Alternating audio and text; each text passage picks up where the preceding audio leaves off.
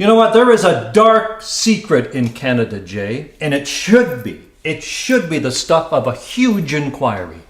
You know, we've heard ad nauseum about the U.S. investigation into whether or not the Russians interfered in U.S. elections. But we have proof, Jay, proof here that Americans have interfered in our election process.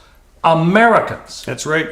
And, you know, I'd like to say right at the outset that I believe this is an absolutely ridiculous situation. I think it should be a nonpartisan issue. It should be across the board. All political parties in Canada should be vehemently opposed. They should be outraged about this, that millions are being spent to interfere in our electoral process. I mean, I believe that our elections and our electoral process are the foundation of our democracy. Without a doubt. And if we cannot rely on that Canadians are making these decisions. Canadians are deciding who they want to put into the halls of power to run our country, to run our province.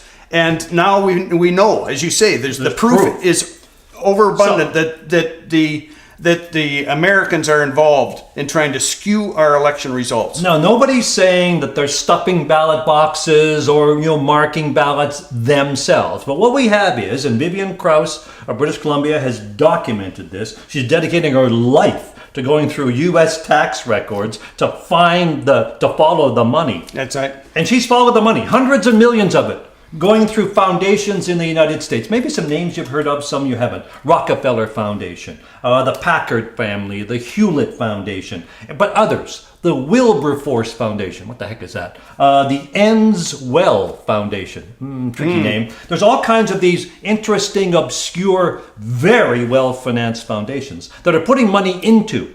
Why are they doing this? Well, they put it into Tides Canada. You've heard of that one? Yeah. Lead Now. Gregor Robertson, the mayor of Vancouver, got $500,000 from these foundations. Greenpeace, of course, David Suzuki Foundation. What they want to do is create an atmosphere that is anti-oil, anti-pipeline. That's what they're doing. They're giving money to these foundations, to Native leaders, to Native bands, to argue against and protest against oil. Because they want the oil, Jay. It's not only oil. I mean, if we look back to where this started, it started with policies in British Columbia about clear-cut logging. Sure. It seems to be targeting our natural resources and how we harvest our natural resources. And, you know, holding themselves up as somehow holier than thou, when we know the exact opposite is the case. Yeah, it's an economic argument. They want to keep the oil cheap for the United States. They don't want us to pipeline oil offshore. They don't want that. They want the oil. So that is the ultimate reason that they're doing this. But you talked about the Clayoquot Sound protesters. There's a woman named Tzeporah Berman. Tzeporah Berman was hired by the Notley government to be an advisor on oil sands. She is a lifelong activist against business, any business associated with the environment. And she said it took us 10 years to stop Gateway. It took us 5 years to stop Energy East, and we're going to stop this one, Trans Mountain. I'm a bit confused here, Dave.